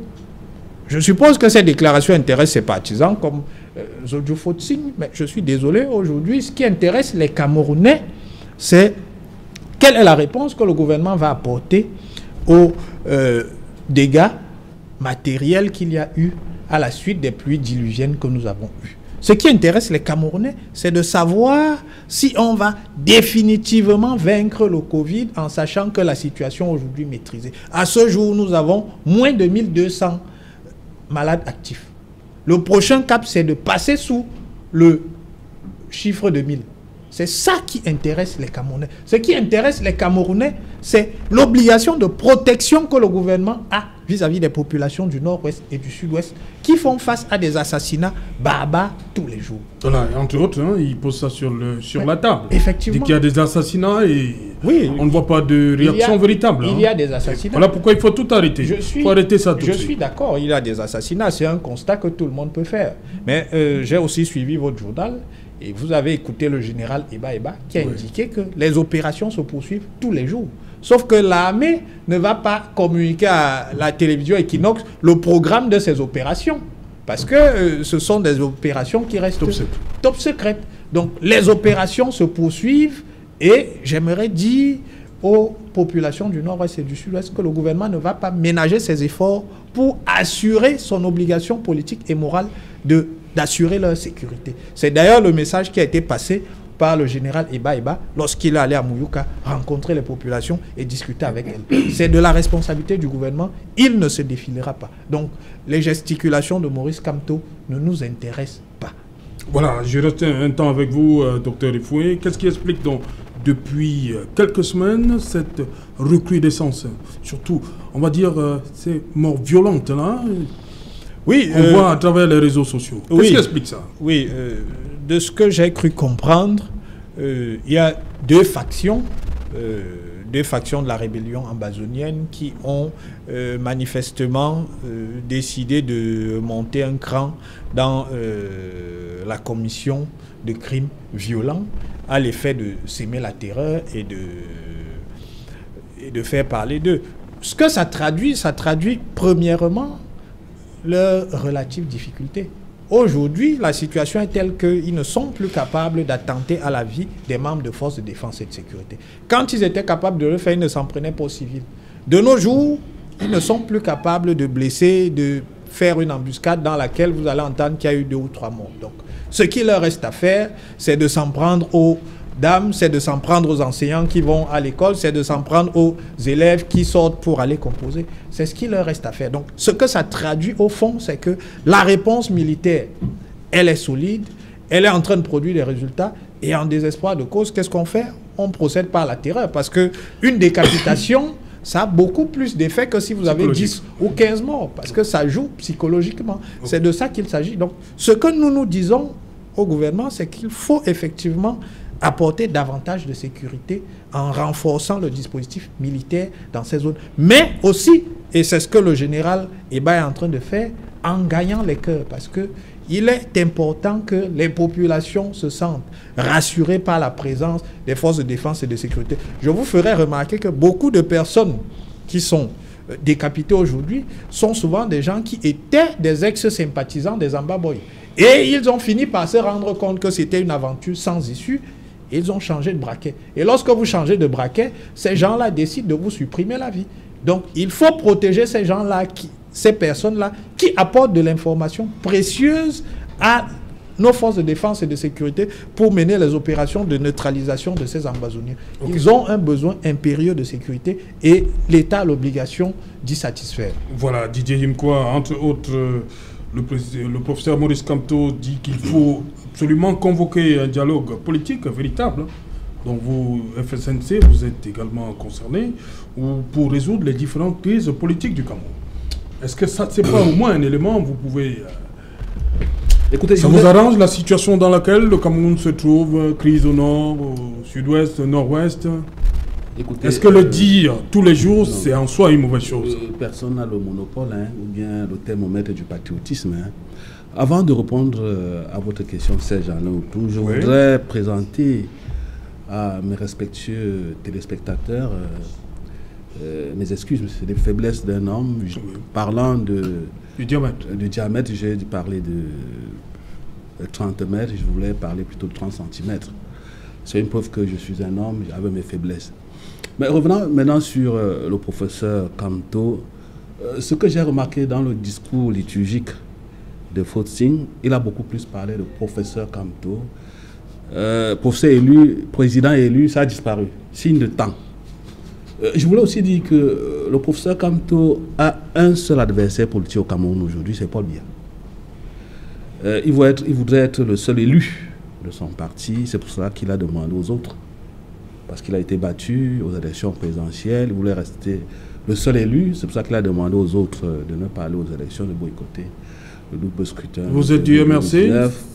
Écoutez, c'est des pratiques que l'on connaît. Vous savez, quelqu'un qui a décidé de construire sa légitimité politique sur ce que nous appelons, c'est Raymond Aron, la démocratie populaire, c'est-à-dire le souverain populaire. Peut-être le Mali lui donne, je ne sais pas, des goûts. Il pense peut-être qu'en allant dans la rue, il peut se retrouver président de la République. Moi, je pense qu'il est libre, hein. Nous sommes en démocratie, il est libre de faire ses discours pompeux, c'est une question de rapport de force. Ben, au moment où il va appeler les populations descendre dans la rue, bon, on verra. Je voudrais simplement vous dire que nous, au FSNC, derrière le président Issa Chiromag, nous avons décidé d'accompagner le président Biya jusqu'à sa retraite politique. Ce qui nous intéresse, ce n'est pas les jérémiades des adversaires politiques, parce que nous avons affaire, hein. Nous avons des élus à l'Assemblée nationale, nous avons les maires, nous ne sommes pas comme certains qui sont un peu comme les ONG. Nous avons affaire, donc nous ne nous occupons pas des adversaires politiques. Ils sont libres de faire ce qu'ils peuvent faire, c'est la liberté d'expression, et on doit cela quand même au président Biya. Donc vous voyez comment quelqu'un en modo vision menace et dit que s'il n'y a pas ça, j'appellerai le peuple à descendre dans la rue. Ça, c'est des menaces. Mais il est rentré chez lui librement. C'est de la provocation, vous comprenez. On a compris le système Kamto. Vous savez, Kamto, c'est quand même un produit du système. France Afrique. Il a quand même passé 8 ans dans le gouvernement du président Biya.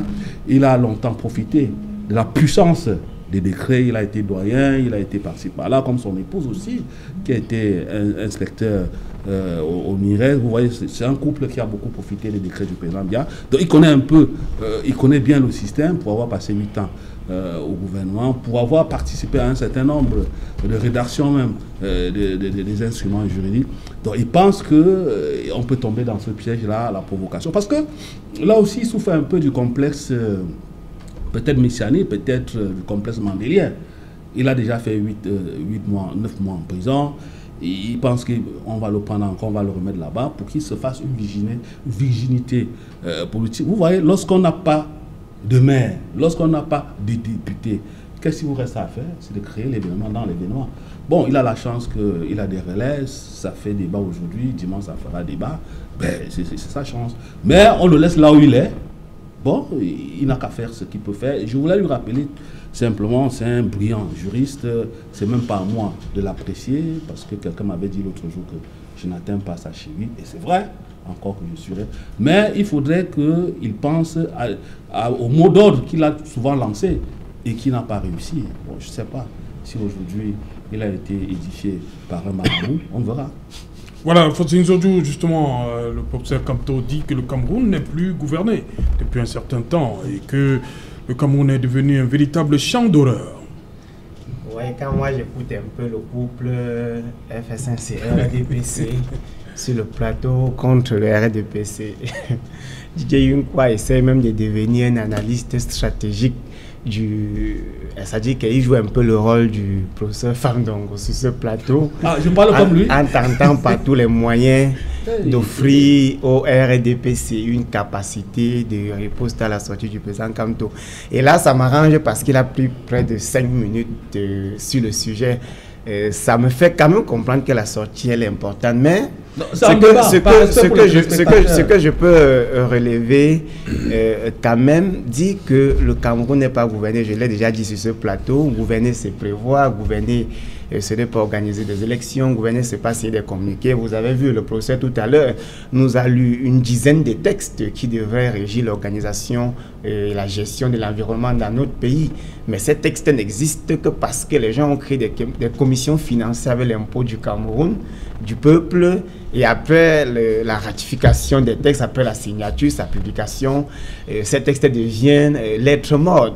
Dieu en sait quelque chose, il est militant écologiste, il a même essayé de nous dire que les forêts sont reboisées au Cameroun. Je suis très désolé. Et les gens qui coupent le bois ont répondu même en direct sur Equinox Soir que mon frère... Mais c'est les braconniers, c'est les trafiquants.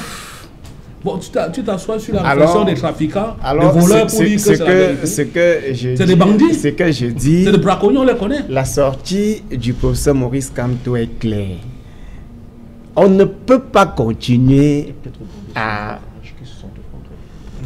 bâillonner le peuple. On ne peut pas continuer à bâillonner le peuple. On ne peut pas faire croire au peuple qu'avoir des élus dans un parti politique participe du bien-être du peuple. C'est-à-dire que on dirait que la démocratie, la politique camerounaise a été conçue avec pour seule mission d'imbéciliser la population. Parce que faire croire aux gens que le fait qu'on n'a pas d'élus au Parlement participe à la destruction de notre parti et que nous avons besoin d'exister parce que nous n'avons ni maire ni député. Mais est-ce que depuis la première législature au Cameroun, les choses ont changé? Est-ce que dans le fond, ce sont les députés, les maires qui construisent un pays? Un pays est géré par un gouvernement, surtout quand on a des députés qui ne votent pas, qui ne peuvent pas contredire une proposition de loi. C'est-à-dire que des députés nommés au sein de leur parti qui parfois ne connaissent même pas ce que c'est que l'Assemblée nationale. On a vu des plateaux télévisés où des députés ne savent même pas qu'il y a des textes qui régissent leur nomination à une fonction à l'Assemblée nationale. Alors, vous voulez prendre un pays comme ça, quand vous parlez d'abord comme un homme de science. Donc, je vous ai dit, il y a une différence entre un homme politique et un homme d'État. Sauf qu'au Cameroun, on a construit sur la base des hommes politiques. Donc, les gens se battent pour discuter les postes des députés. Ce qui intéresse actuellement le frère Didier Yonkwa avec le mari RDPC à côté, c'est comment partager les postes de conseillers régionaux. Mais est-ce que si moi je deviens conseiller régional à l'ouest du Cameroun ou dans le littoral, je changerai quelque chose sur la gestion des inondations dans la mesure où nous avons un État hyper centralisé? Faut si tu étais candidat à la mairie de Bamandjou, alors que tu vis à Douala. J'ai désisté. Tu vis à Douala. J'ai désisté. Tu élèves les poules à Douala. Tu élèves les cochons à Douala. Vous encore notre mensonge. Mes fermes sont à Tu as même fabriqué les vendus à Douala. Ce n'est pas ça le débat. C'est pas ça le débat. Des mensonges sur ce plateau. Alors je dis ceci. Le fait de vouloir organiser une autre élection, alors que le Cameroun n'est pas gouverné, et tout le monde le constate. Parce que les gens font comme si la souffrance du peuple camerounais incombe uniquement les militants du MRC. Les gens font comme si toutes les situations que nous vivons ne sont traversées que par les militants du MRC. Vous parlez, vous faites comme si le peuple ne vous regarde pas à la télévision. Vous parlez aux gens qui sont couchés sur des matelas mouillés et que sur les plateaux de télévision, le représentant du RDPC avec le FNC disent que le dégât matériel n'est pas considérable parce qu'on peut refaire. Donc les Camerounais sont condamnés à travailler toute leur vie et détruits à chaque arrivée des pluies. Les gens disent ça, ils gouvernent le Cameroun, ils disent qu'ils gouvernent le Cameroun avec ça. Donc ils vous disent que le fait que les immeubles soient tombés, les matériaux soient mouillés, les appareils électroménagers soient en dégâts ne pose aucun problème parce que vous pouvez refaire. Sauf qu'ils oublient que ça revient tous les ans et qu'il y a des gens qui touchent 36 500 francs dans ce pays et ne peuvent pas s'acheter un bon téléviseur mais après un an de travail. Alors, le président Maurice Kamto appelle juste à la conscience des Camerounais. Le président élu. Il a été élu. Vous savez, vous et votre mari, les RDPC, vous avez volé l'élection avec des PV. On ne peut plus revenir sur ce débat parce qu'on a déjà beaucoup établi. On appelle à la conscience des Camerounais. On ne leur demande pas d'aller faire la guerre. On ne leur demande pas. Ça dit que j'ai comme l'impression qu'en face, les gens n'ont que le langage de la guerre. C'est-à-dire qu'ils se préparent peut-être à charger les armes pour attendre les militants du RDPC et provoquer ce qu'ils ont fait dans les régions anglophones. Parce que pour eux, une manifestation doit naître automatiquement une guerre déclarée à la télévision et par la suite, on vient se plaindre sur le plateau des décapitations d'une guerre déclarée et voulue. Parce qu'au début, les manifestants ne portaient pas les armes, ils ont provoqué, ils ont attaqué, les gens se sont indignés, les gens ont eu de la douleur, ils ont perdu des vies et ils se sont radicalisés devant eux. Ils appellent ça la gouvernance. Je ne sais pas si parmi les gens qui nous dirigent dans ce pays, il y a parmi eux, certes, ce sont des professeurs, des docteurs, mais est-ce qu'il y a parmi eux des gens qui comprennent parfois la sociologie, l'anthropologie, la sociopolitique, où tous ces branches scientifiques qu'ils ont étudiées à l'université ne leur servent que à garder le pouvoir, au point d'écrire tous les jours sur les plateaux de télévision comme nous sommes en train d'observer. On ne peut pas freiner la marche de l'État parce qu'il y a une guerre dans deux régions du Cameroun. Voilà, merci, on va revenir là-dessus. Hein. Professeur, vous avez vu à travers le journal de Julien Berthe Bissaï ces axes-là qui s'affaissent. On est sorti de Douala, hein. On peut comprendre, on a dit, lui qui est sorti de son lit, et à Santhiou, qu'est-ce qui explique là-bas? Voilà. Ces fortes précipitations ou la nature du sol? Fortes précipitations, mais aussi d'autres facteurs liés au milieu, oui. Notamment les pentes. Oui. Les pentes, nous avons changé totalement de contexte. Nous partons carrément de la zone côtière. Les populations de Santhiou nous regardent en ce moment-ci, et c'est de leur dire pourquoi au niveau de Santhiou. Au niveau de Santhiou, parce que Santhiou est balayé par le cours de la Ménoire et puis ses affluents, n'est-ce pas? Et puis Santhiou, c'est quand même en contrebas de la falaise de Tchang, d'où viennent l'essentiel de... Ici, la pente s'exprime à travers l'accélération, n'est-ce pas, de l'écoulement, et ce qui intensifie l'érodibilité, n'est-ce pas, des cours d'eau qui drainent cette localité. Alors, les changements climatiques ne manifestent pas seulement par l'inondation. Ok. Ici, nous avons une forte activité d'érosion fluviale qui entraîne, n'est-ce pas, ce que nous avons vu au niveau de Santhiou.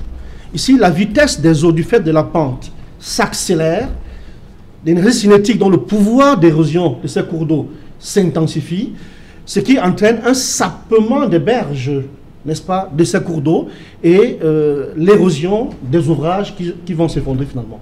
Donc là, on a carrément changé le contexte. Ces cours d'eau qui arrivent au niveau des basses terres côtières ont évolué sur une pente de nulle presque.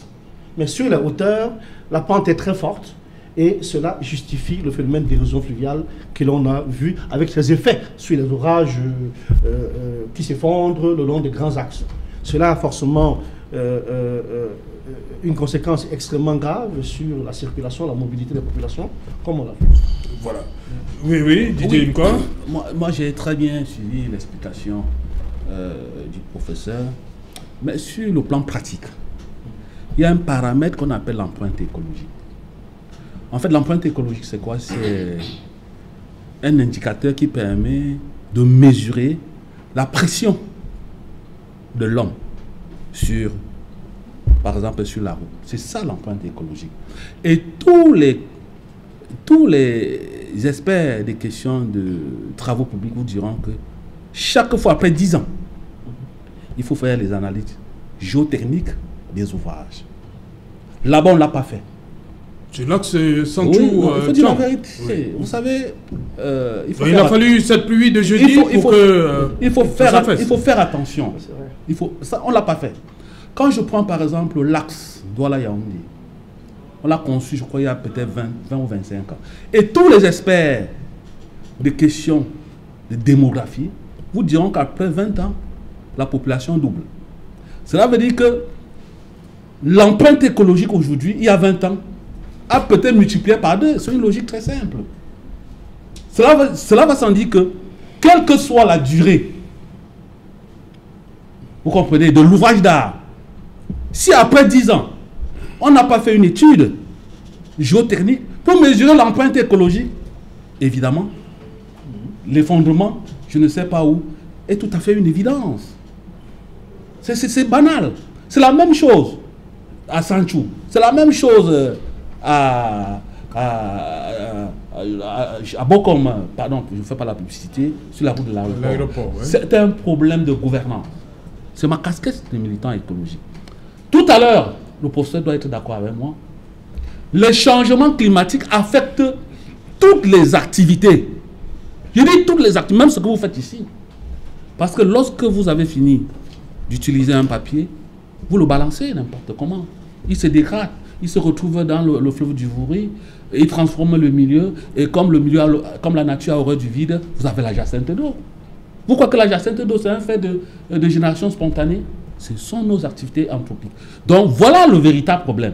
On aurait dû construire ces routes en prenant en compte le paramètre d'érosion. Pourquoi nous avons des ingénieurs? Pourquoi nous avons des universitaires? Il faut les utiliser. Ils sont 2 ici sur la table. On nous a dit que l'université, c'est l'enseignement, c'est la recherche et le développement. Docteur, il faut le développement, ce n'est pas la route. Il faut les utiliser. C'est tout simplement parce que vous avez certaines personnes qui pensent que si on appelle les universitaires, par exemple ce que le professeur vient de dire là, lorsqu'on doit construire une route, un projet est soumis à une étude d'impact environnemental.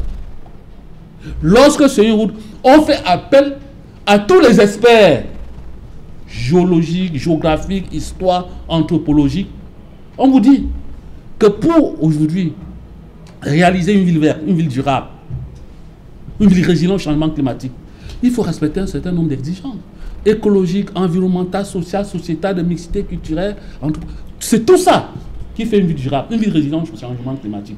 Vous ne pouvez pas dans les discours, chaque fois, depuis que le président Biya a parlé de changement climatique en 2015 à Paris, les discours ville durable, ville résiliente au changement climatique, ville intelligente, et qu'à côté, les routes s'effondrent. Il y a toute une dichotomie entre le discours du chef, qui est dans la stratégie, qui est dans la politique publique, et puis les actions publiques. Il faut se poser les questions. Moi, je pense que lorsqu'on est en charge des routes, et qu'à un moment donné, après une pluie d'une semaine, les routes s'effondrent, qu'est-ce qu'il vous reste à faire? C'est la question que je me pose. Et Dr Ifoué, le gouverneur, le communiqué du gouverneur de la région de l'Ouest est assez clair. Hein? Il demande aux usagers et transporteurs d'éviter l'axe, cet axe-là. C'est quand même costaud au niveau économique. Hein? Non, je pense qu'il a incité les usagers de cette voie-là à se reporter sur Bafang, ce qui vous permet de revenir passer par Melon. Effectivement, c'est un contournement qui vous prend certainement plus de temps, qui va vous amener à consommer davantage de carburant. Le gouvernement va certainement, dans les jours qui viennent, étant donné le caractère stratégique de cet axe-là, le gouvernement va probablement engager la réflexion urgente de cet axe.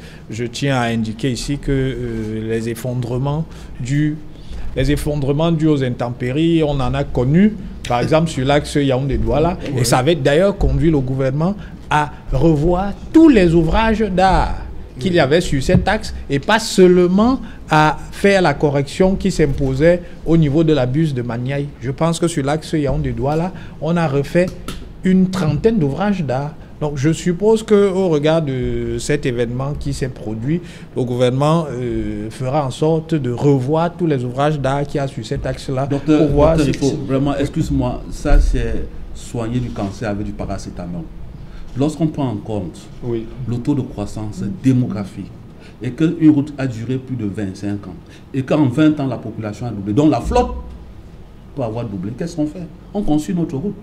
Oui, mais pour diminuer l'empreinte écologique. J'entends. Tout à fait ça. Il faut sortir des culs de Jupiter. J'entends parfaitement ce que tu dis. C'est l'omitant écologique. J'entends parfaitement ce que tu dis, mais il y a toujours deux choses lorsqu'on fait face à ce genre de situation. Il y a l'urgence. Il faut rétablir la circulation. Et puis il y a la projection. Là, vous êtes dans la stratégie. Une des possibilités, je pense que le gouvernement est en train de plancher dessus, ce sera désormais de faire en sorte que lorsque Yabassi aura été rallié à Douala, de faire en sorte qu'on prolonge cette voie-là pour que l'Ouest puisse être relié à Douala par un autre axe que simplement en passant par Bonabéry. Je pense que le gouvernement est en train de travailler dessus.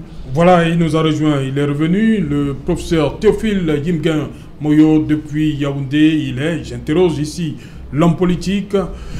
Professeur Yimgen Moyo, vous êtes le président du MOSI, Mouvement Citoyen. Il y a eu cette sortie du professeur Maurice Kamto aujourd'hui qui dit qu'il n'est pas d'accord pour qu'on appelle à une autre élection tant que certains problèmes du Cameroun ne sont pas résolus. Principalement la crise anglophone. Votre réaction?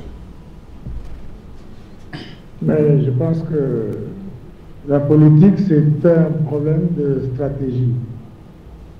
Le mouvement citoyen est un mouvement nationaliste. Et depuis, nous estimons qu'au Cameroun, il n'y a que deux camps. Le camp des nationalistes et le camp de libéraux, si on peut l'appeler ainsi. Donc tout ce qui se passe dans le camp des libéraux ne nous préoccupe pas particulièrement. Et je pense que c'est ce qu'il faut dire, c'est ce que je peux dire pour l'instant pour cette sortie-là. Nous sommes des nationalistes, nous ne nous occupons pas de ce qui se passe en face. Et en face, nous avons des personnes qui se retrouvent périodiquement, qui se retrouvent de temps en temps, qui jouent parfois dans la même équipe. Et ça me paraît important que les Camerounais puissent identifier certains partis politiques comme tels. J'ai suivi l'avant-dernière personne qui a parlé de la non-utilisation des potentialités que l'on a dans ce pays. Oui. Et vraiment, j'étais heureux de l'entendre. Parce que même si on peut utiliser une route, si on peut reprendre une route après 20 ans, si on peut réanalyser une route après 20 ans, moi je pense que ce sont des choses qu'on prévoit à l'avance. On n'attend pas pour agir. Il y a des routes dans certains pays qui font 40 ans, c'est-à-dire le double de vie de nos routes. Si nous avons dans un premier temps mal exécuté ou laissé mal exécuter nos routes, nous ne pouvons nous en prendre qu'à nous-mêmes. Vous voyez bien que lorsque ces routes s'effondrent, on s'aperçoit qu'il y a une couche de bitume d'à peine 5 cm, 10 cm. Alors n'allons pas chercher ailleurs les causes d'effondrement de ces routes. Si la route de Sanchou s'est effondrée, j'ai bien observé le clip qu'on nous a envoyé partout dans les réseaux sociaux. Elle était mal faite. Lorsqu'aujourd'hui on est en train de refaire les routes à l'ouest, on s'aperçoit que beaucoup de ces routes étaient mal exécutées. On a laissé des entreprises toucher des sommes énormes pour un travail qui est mal fait.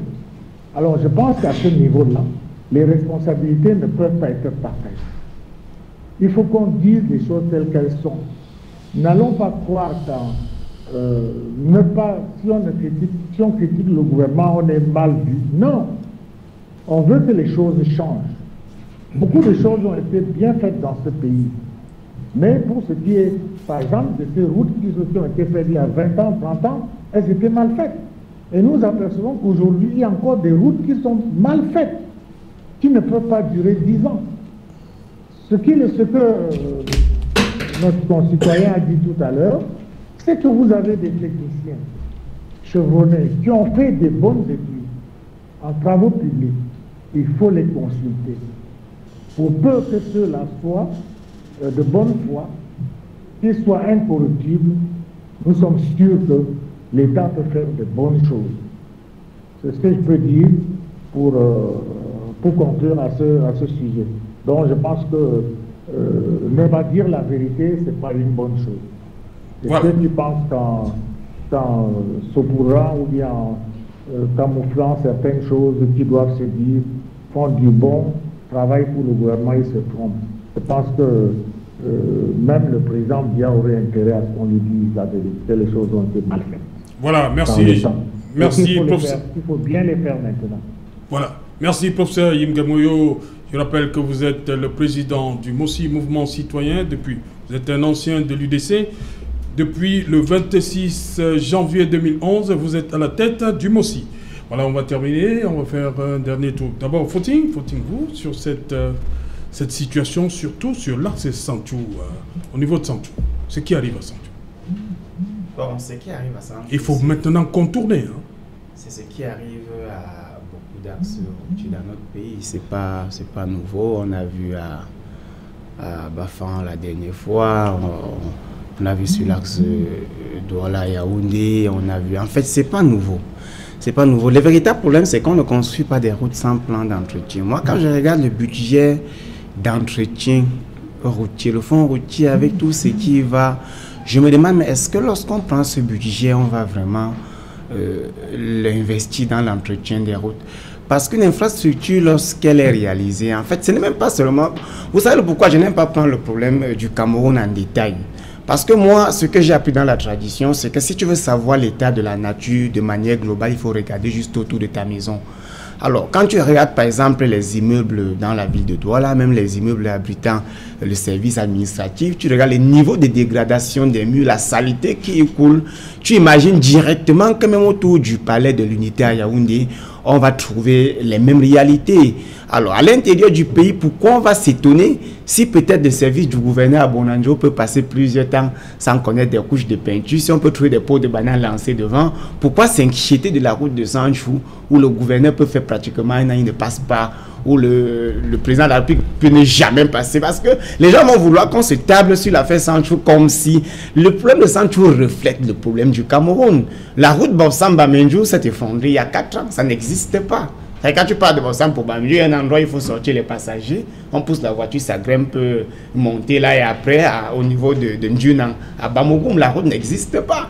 Pourtant, dans le fond, les fonds ont même été débloqués pour réaliser, on ne sait pas où ces fonds sont passés. Donc, je veux dire seulement à la population de Sanchou, voilà, et ceux qui vont aller de Bobsam pour Douala ou de Douala pour Bobsam, ou les deux jusqu'à Bamenda, de prendre le mal en patience et de contribuer à la transformation sociopolitique du Cameroun. Parce que spéculer sur des éventuelles solutions, pour moi, n'est que perte de temps avec ce régime.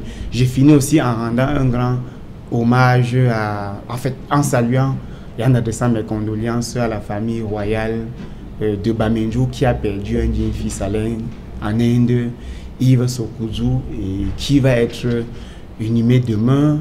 J'aurais dû être au deuil, mais ma présence sur les plateaux de télévision ce soir ne m'a pas permis de me déplacer avec la délégation. Merci. Bon courage à la famille royale et pleurer, oublier. Voilà, et vous avez dit que l'université est construite en terrain marécageux, Didier. Oui, il y a... Non, les informations nous disent que c'est pas vrai, on ne peut pas construire sur terrain marécageux. Toutes les études ont été faites. Hein. Oui, c'est l'information que je voulais donner. Non, écoutez, pour assurer... écoutez, vous pouvez aller vérifier. Hein. Ça, voilà. Comment on appelle là Non, c'est pont cassé. Oui. C'est un IPES, c'est pas une université. Je ne sais pas, une chose est sûre, c'est des grands bâtiments. Okay. Oui, c'est dans un quartier là-bas. Comment le nom du quartier? Il ne s'agit pas de l'université de Douala. Il faut le préciser. Voilà. Il ne s'agit pas de l'université. Le quartier se trouve beau comme là. Avant de continuer vers Popès, là, c'est quoi là? Saint-Thomas? Non, Missoké. C'est à Missoké, pont cassé. Voilà. Vous pouvez vérifier, moi j'y étais. Et c'est à côté de l'ancienne décharge d'Isaac. Merci professeur Baha d'être venu. Merci beaucoup. Voilà. Ils ont appris, vous avez rassuré les populations de Makepe Missoké, comprendre que ce qui leur arrive, ce n'est pas... C'est pas simplement lié aux facteurs locaux. Voilà, merci. Merci docteur Ifoué d'être venu. Merci. Et un dernier mot, je voudrais saluer la famille Borel qui a été portée en terre. Je voudrais également saluer Guy Ave Fongan qui a perdu sa maman. Et puis Alex Yewe qui a perdu son papa. Merci. Madame, Monsieur, nous sommes donc arrivés au terme de cette édition, la première de la semaine. Bonsoir à vous. Bonsoir. Tiens.